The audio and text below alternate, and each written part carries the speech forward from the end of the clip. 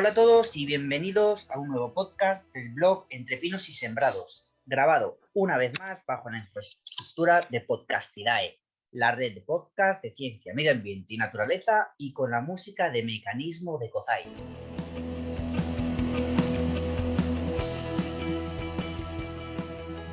Para el tema de hoy vamos a tratarlo con el equipo de siempre. Tenemos a Josep Melero, biólogo.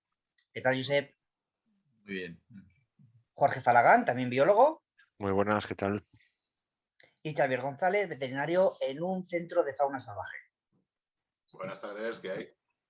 El tema que vamos a tratar hoy es un tema que sugirió Josep, que me pareció muy interesante, y es el que se conoce como efecto spillover, o, sin utilizar anglicismo, se conoce también como desbordamiento. Es un término que se refiere a la expansión fuera del hábitat de origen de una especie por exceso de individuos.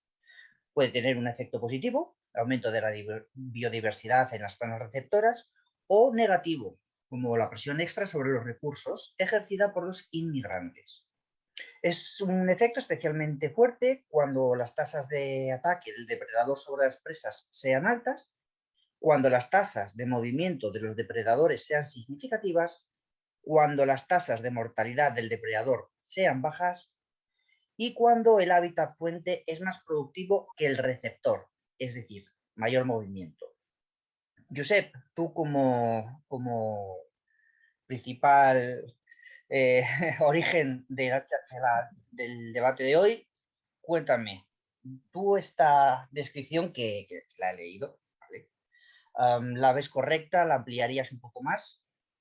No, es correcta, sí. Bueno, es lo que pone, me parece que incluso Wikipedia o algo así. Básicamente surgió el término para designar las plagas agrícolas. Claro, si tú pones a un monocultivo y allá tienes un animal que se alimenta de la planta que estás cultivando, pues prolifera en sobremanera y además muchas veces incluso si luego le pones insecticidas y se cargan más a sus propios depredadores que a él mismo, pues al final lo que tienes allí es una bomba de relojería. Este bicho prolifera mucho y luego cuando consume todo lo que puede dentro de donde está, pues sale fuera. Y es en ese momento en el que se produce el fenómeno este de desbordamiento. Y bueno, puede tener consecuencias importantes sobre los ecosistemas receptores, porque de golpe y porrazo se le viene allí un animal que no es del medio y que puede perjudicar enormemente. Y puede perjudicar en muchos sentidos, porque puede él mismo consumir, por ejemplo, las otras plantas que no son las plantas cultivadas, porque ya está fuera de su lugar, y porque además puede provocar desequilibrios en la fauna receptora en muchos sentidos. Bueno, ya introduciremos el tema después, pero bueno, cambios a los depredadores, etcétera, etcétera. Luego iremos tocando diferentes ejemplos y, bueno, analizándolos bajo nuestra opinión. Tú, Jorge, ¿tú cómo lo ves el efecto? Yo lo veo bien.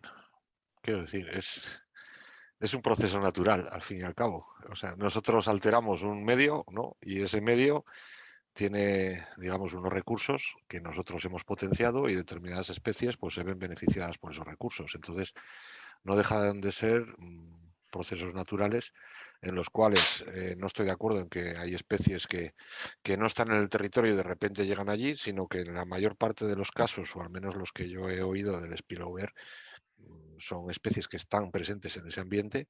Lo que sucede es que aumentan su densidad debido a que tienen un recurso disponible, más que lleguen y no sé, digamos, que no hayan estado previamente en el lugar. O eso es lo que yo he entendido acerca del spillover, siempre vamos, no es que no tengo grandes conocimientos en este tema. ¿Tú, Xavi? Bueno, yo pienso mucho como Jorge en este sentido. O sea, nosotros estamos alterando el medio, provocando desequilibrios continuos y pues luego pasa lo que pasa. Tenemos, como pasó con el escarabajo de la patata, que era una especie de coleóptero endémica del oeste americano que parasitaba solanáceas, llegaron los colonos con sus patatas y el bicho vio que la patata era otra solanácea muy apetecible, se fue extendiendo y organizó un caos absoluto y una devastación en todo el mundo las cosechas de patata, ¿no? Pero esto es al final lo que uno tiene, lo que se busca, ¿no? De alguna manera. Pero este efecto tiene puede tener origen natural y no solo antrópico. ¿Sí? ¿Dónde está Sí. el origen natural? ¿Cuál es el origen natural? Las explosiones de topillo, por ejemplo.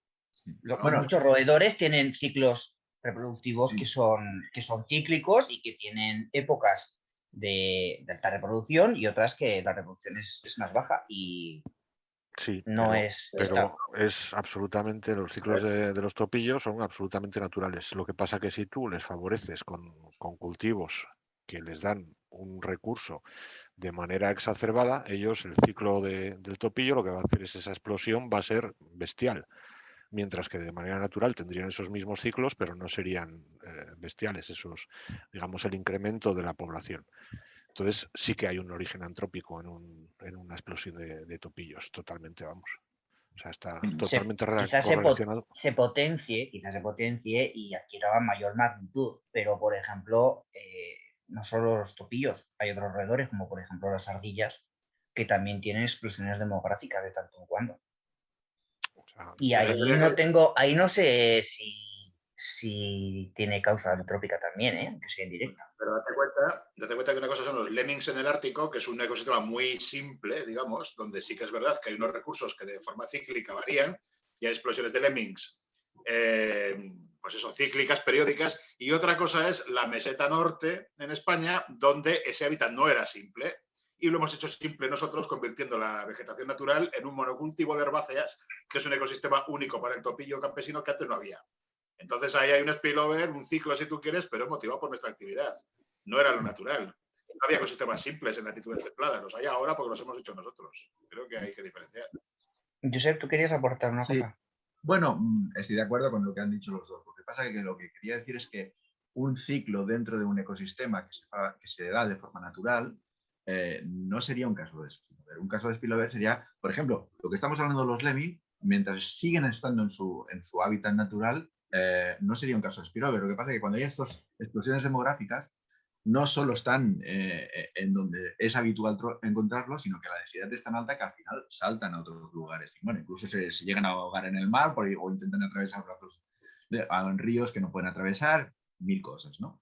Ese sería un spillover natural, sí, porque ya sería salir de su hábitat natural e invadir otro.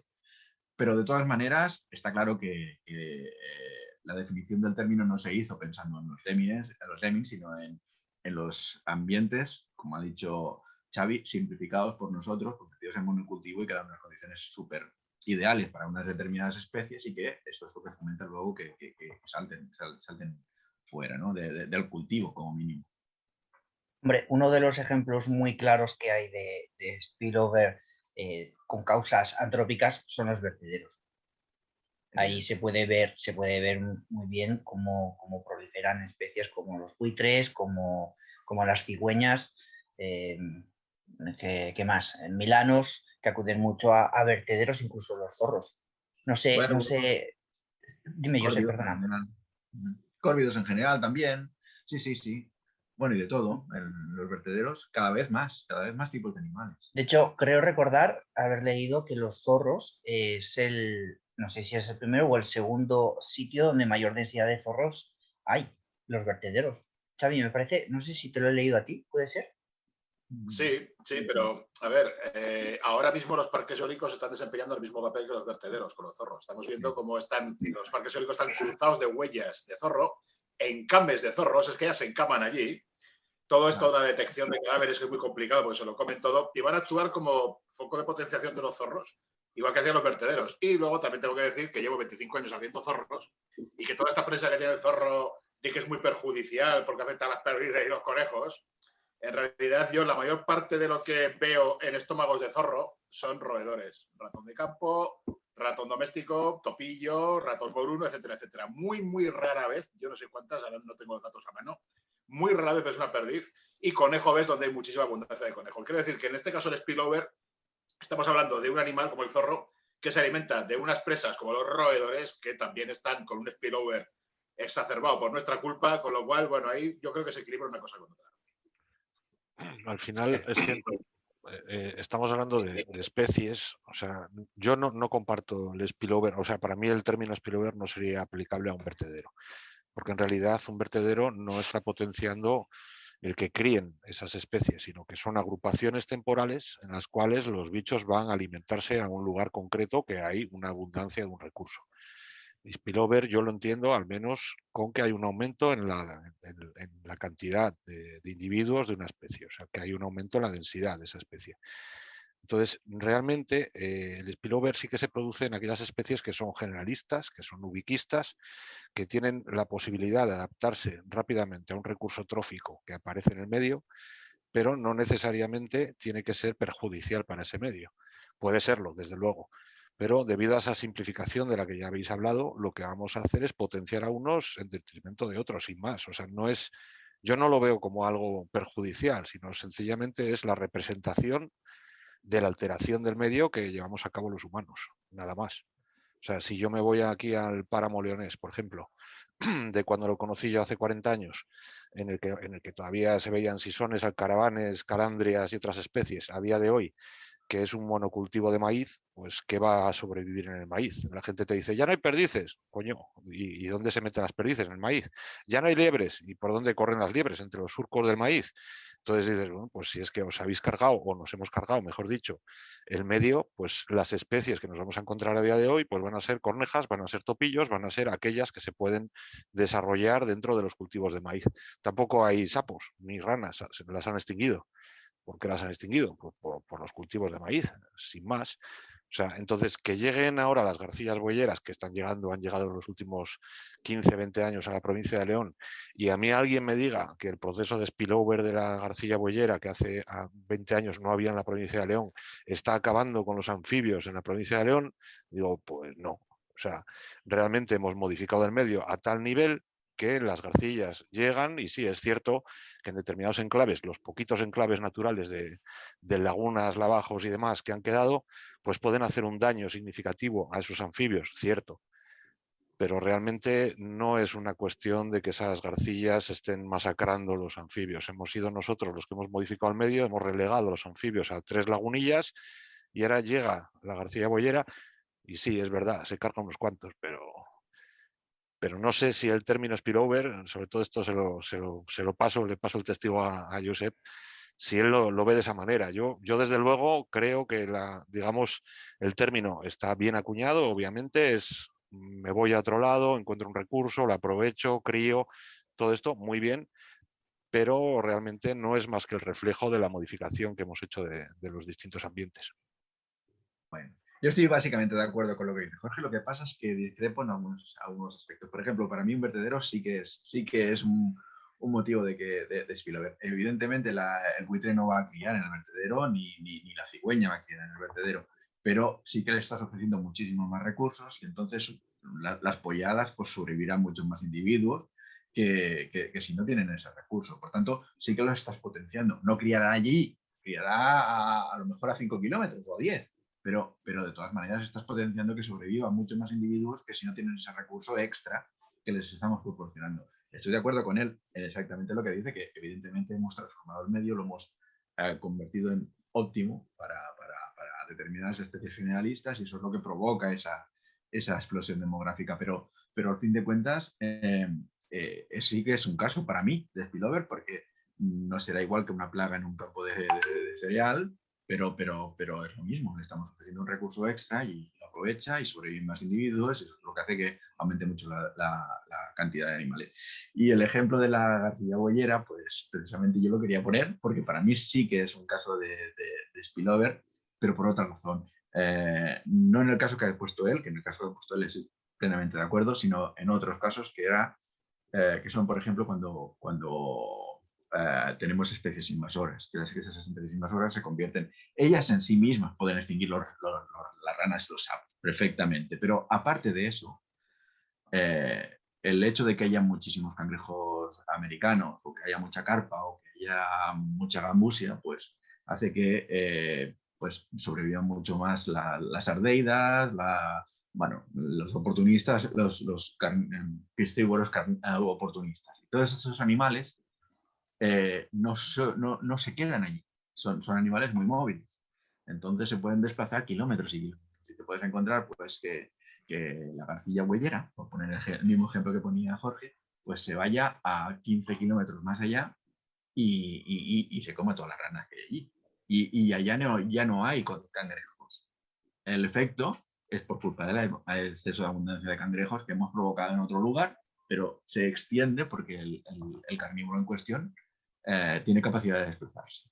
Y entonces llega a provocar ese efecto a mucha distancia. Eso volviendo otra vez al ejemplo de los vertederos, me ha comentado un amigo mío que las gaviotas estaban aumentando mucho de número gracias a los vertederos, que iban allí, bueno, llegaban a un lugar y vomitaban, yo qué sé, huesos de pollo, ¿no? En las garópilas, huesos de pollo.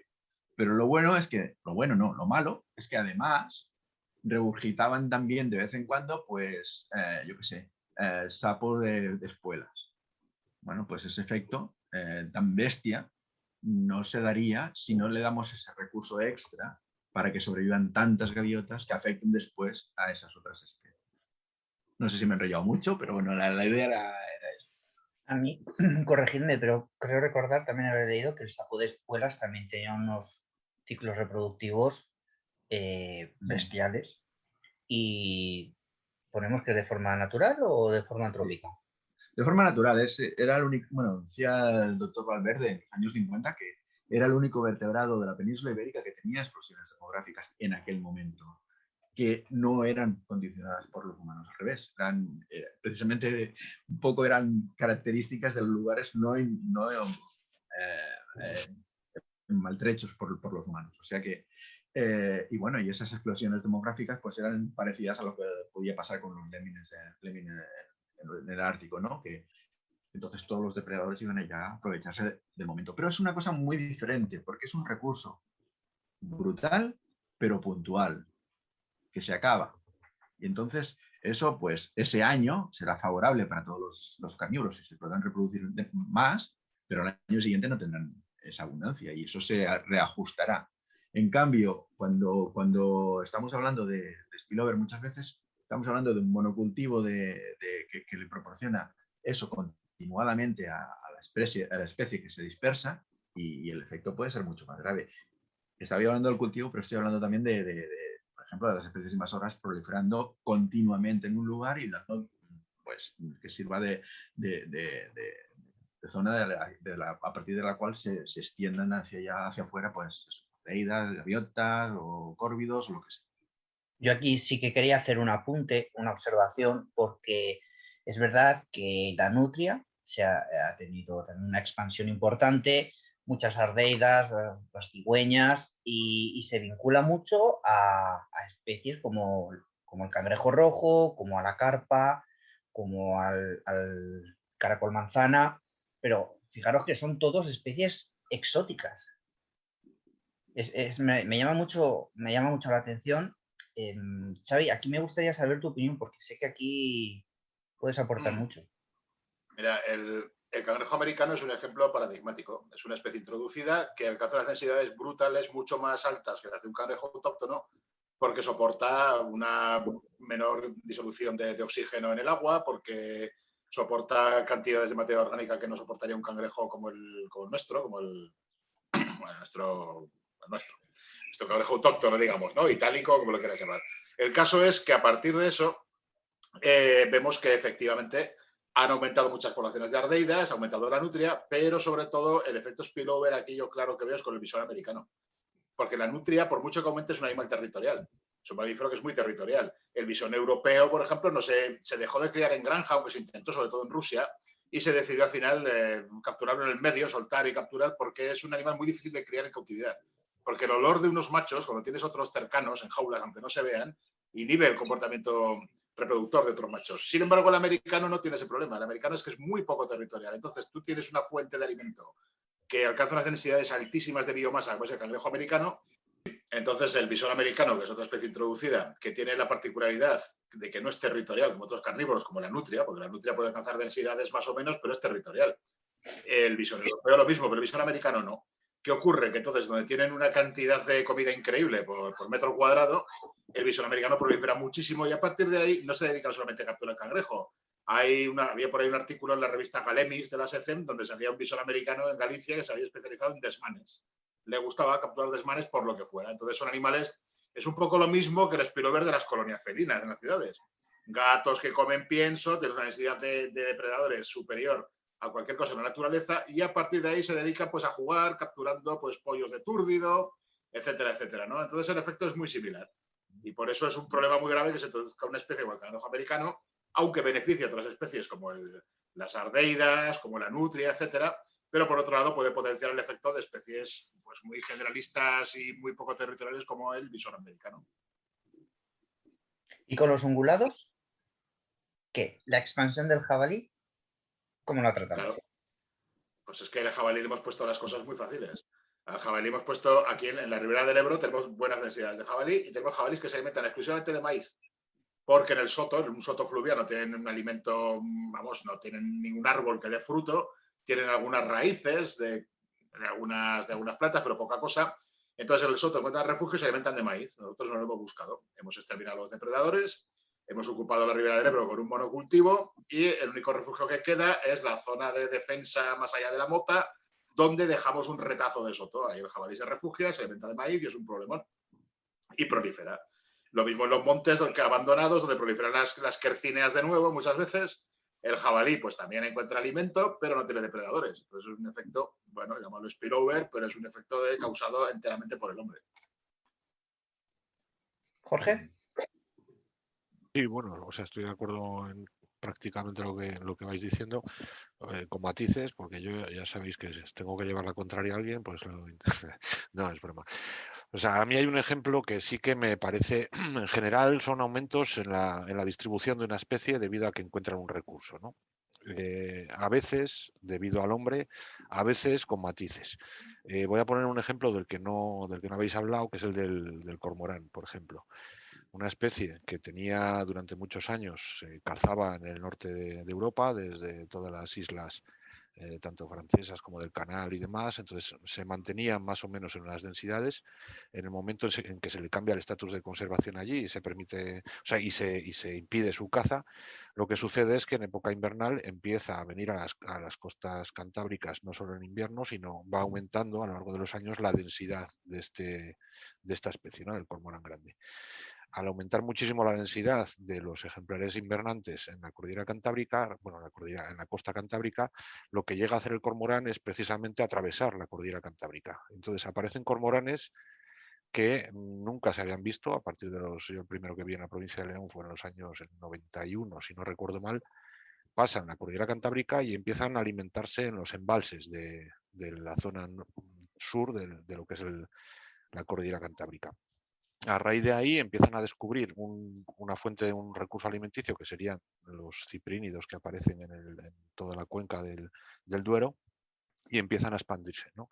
Que es el motivo fundamental por el cual aparecen los cormoranes y por el cual pues, pescadores y otras gentes están muy en contra de estos bichos, ¿no? Piensan que es una especie invasora, que es una especie que ha echado a alguien, que alguien ha metido, y en realidad solo es un cambio en el estatus de conservación de esa especie lo que favorece que aumente su densidad en las áreas de origen y a su vez favorece que encuentren un recurso nuevo en un territorio nuevo que aprovechan. Y de hecho, ahí sí veo el fenómeno del spillover en tanto en cuanto intentan la reproducción dentro de la península ibérica. En varios embalses se están dando casos de reproducción de cormorán debido a que han encontrado un recurso que no necesitan ahora.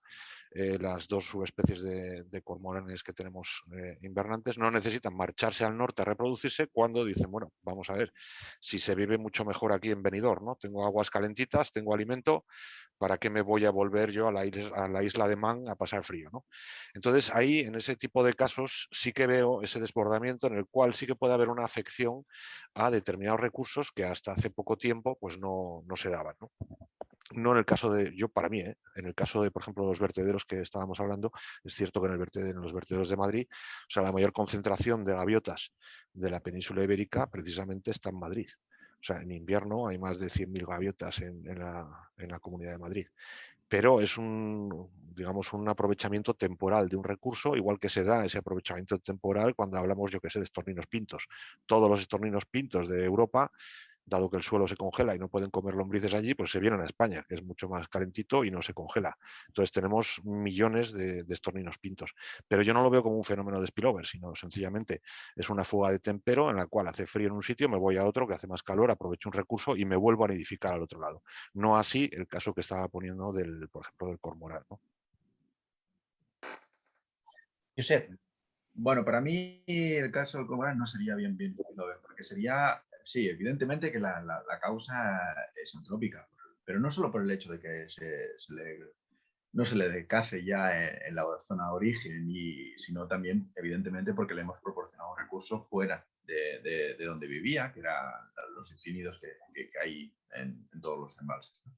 Pero bueno, y ejemplos como este pues se pueden poner miles. Por ejemplo, la tortuga turca también se ha expandido de forma natural. ¿Pero por qué se ha expandido de forma natural? Porque ha entrado en la ciudad, ha visto que hay unos recursos fáciles de conseguir, hay pocos depredadores, pues se ha ido extendiendo y a partir de aquí, pues ha colonizado pues, por todo lo que ha colonizado, ¿no?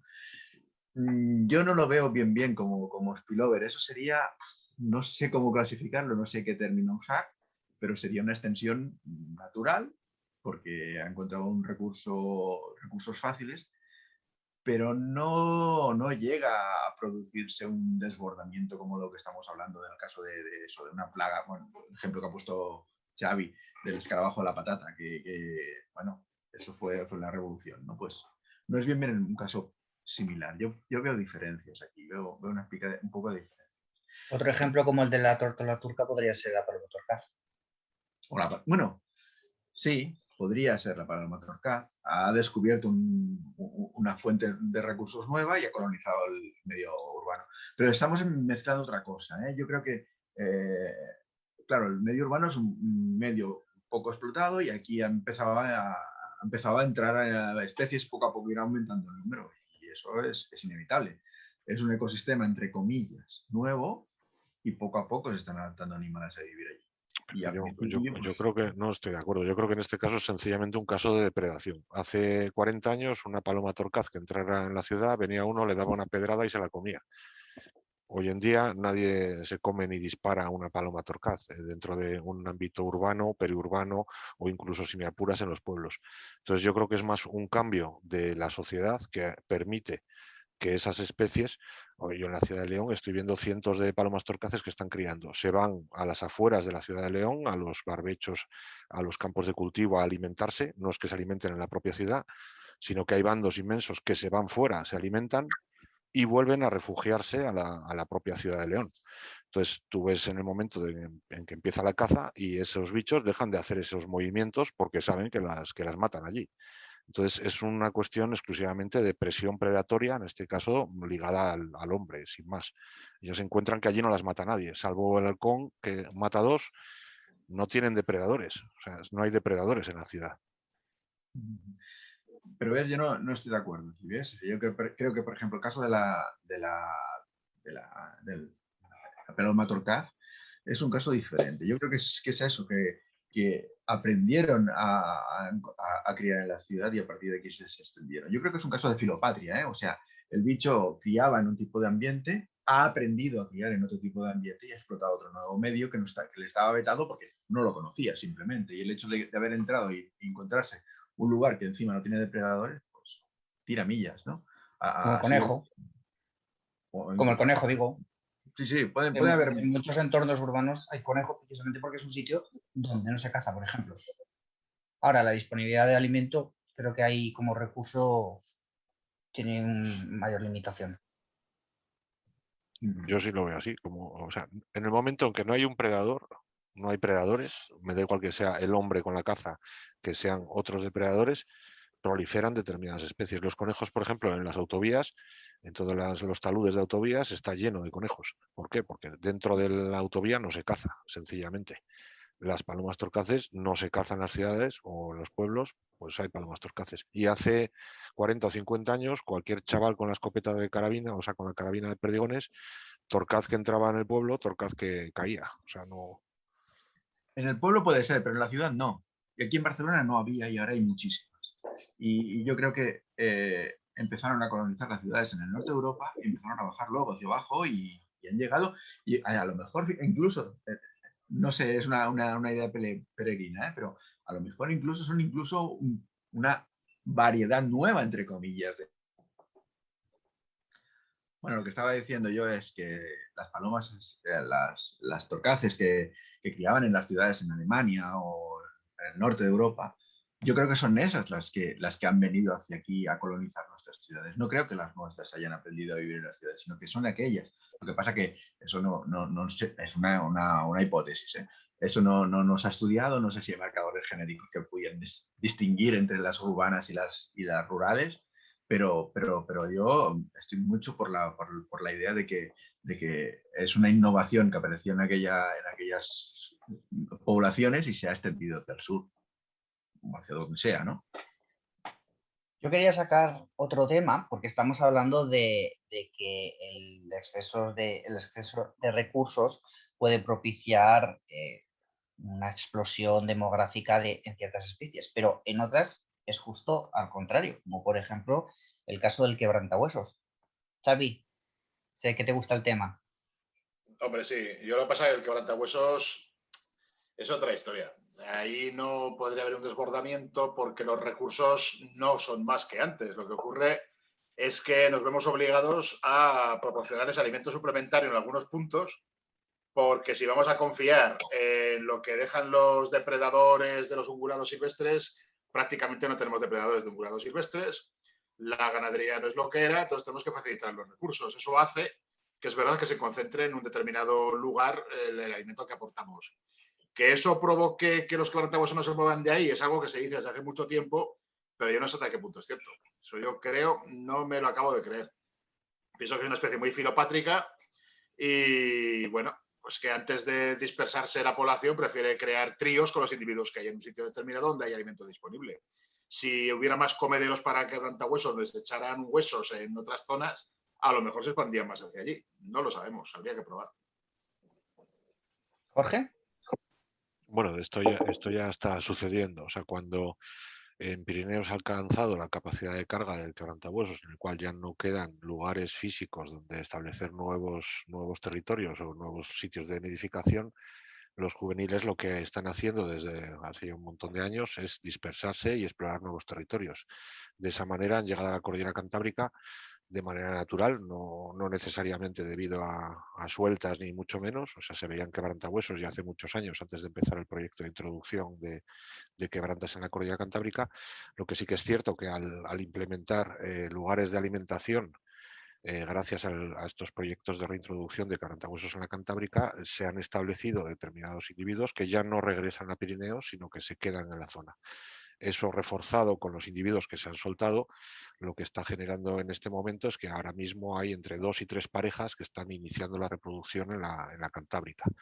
Entonces, sí que somos capaces de modificar, digamos, de manera artificial la distribución de una especie o que aumente su área de distribución. Para mí no lo veo un caso de spillover en absoluto, sino el caso contrario, como habéis mencionado, porque el spillover se puede dar exclusivamente, creo yo, o sobre todo ligado a especies que tengan un amplio espectro en cuanto a recurso trófico, que sean más bien generalistas, no que sean especialistas en este caso, de un recurso trófico como es el quebranta, que si no lo encuentra, pues jamás se va a ir a otro lado, ni va a desbordar la población, ni mucho menos.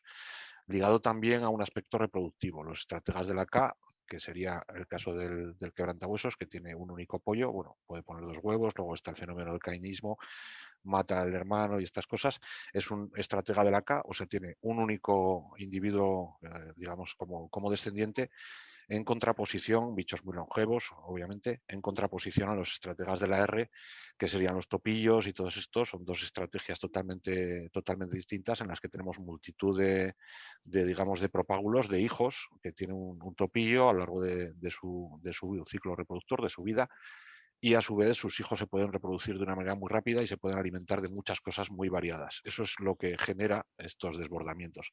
Si no, bueno, son aumentos en áreas de distribución y demás, más bien, creo yo que va por ahí la cosa. Josep.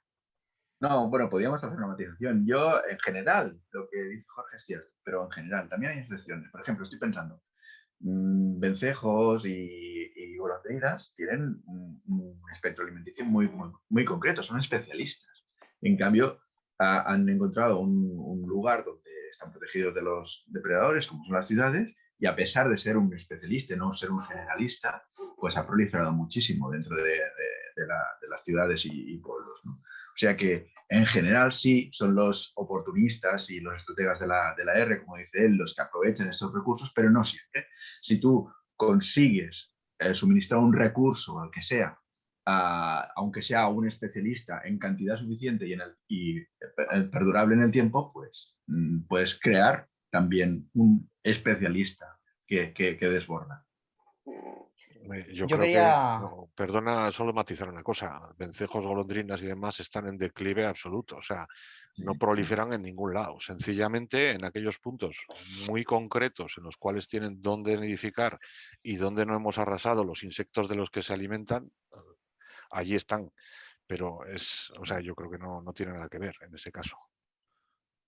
Yo Eso es quería ahora. finalizar, yo quería finalizar la tertulia de hoy con una noticia. Una noticia que salió en el Faro de Vigo, que dice: el Consejo Económico y Social propone alimentar al lobo con reses muertas para evitar ataques al ganado. ¿Vosotros creéis que esto puede propiciar un efecto spillover del lobo? Jorge. Yo si quieres te lo digo de una manera muy simple, o sea, un zapatero a tus zapatos. Si no tienes ni puta idea de lo que es la biología o la ecología o el qué hacen los lobos o cómo se comportan en el territorio, pues no digas tonterías. O sea, siempre soy de la opinión de que cuando tenemos un problema y vamos al médico nos lo creemos. Cuando estamos hablando del medio natural parece que todo el mundo sabe y todo el mundo puede opinar y todo, bueno, me parece estupendo. Pero vamos a ver, o sea, es una idea tan ridícula que tú a un lobo le puedes poner allí a comer, sí, bueno, puede ser que determinados individuos se acostumbren a comer en esos cebaderos, ¿no? Lo único que vas a generar es un conflicto que se genera siempre que se alimentan grandes carnívoros, que es que en el momento en que tú un día faltes a la cita, que no le eches suficiente comida, se van a comer al primero que pase por allí. Por ejemplo, que eso pasa con los osos y pasa con otras especies que se alimentan en puntos de alimentación. Entonces, la conservación de una especie o el mantenimiento de la misma jamás debería de ir supeditada a que nosotros tengamos que intervenir. Si sucede ese hecho, pues lo normal es que aumentemos el conflicto. O sea, no me cabe ninguna duda, vaya. Josep. Estoy plenamente de acuerdo con lo que dice Jorge, está clarísimo. No tiene ningún sentido mantener a un carnívoro expresamente alimentado y pretender además que eso signifique que no va a atacar al ganado, porque es que no es así. Son cosas totalmente diferentes. ¿Tú, Xavi? Pues totalmente de acuerdo. Además es que el echar carroña en un punto para se alimentan lobos, pues el lobo obviamente va a aprovechar ese recurso en un momento dado y si tiene una oveja mal guardada la seguirá predando igual que lo hace ahora. O sea, es muy tonto pretender eso, sin más. Coincido con vosotros que la noticia no tiene ni pies ni cabeza. Y hay gente que la leyó, que está preocupada por, pero si se les da de comer, entonces se van a reproducir y entrarán en nuestros pueblos y se comerán a nuestros hijos y harán cosas indecentes por nuestras mujeres. Y desde luego no pasará, no pasará. Podéis estar tranquilos por vuestros hijos y por vuestras mujeres. Vamos a finalizar la tertulia de hoy aquí. Muchas gracias una vez más a todo el equipo por prestaros a ella. Y bueno, nos preparamos la siguiente. Finalizamos aquí con la música de Mecanismo de Kozai. Gracias, chicos. Hasta la próxima. Hasta pronto. Hasta luego. Hasta luego.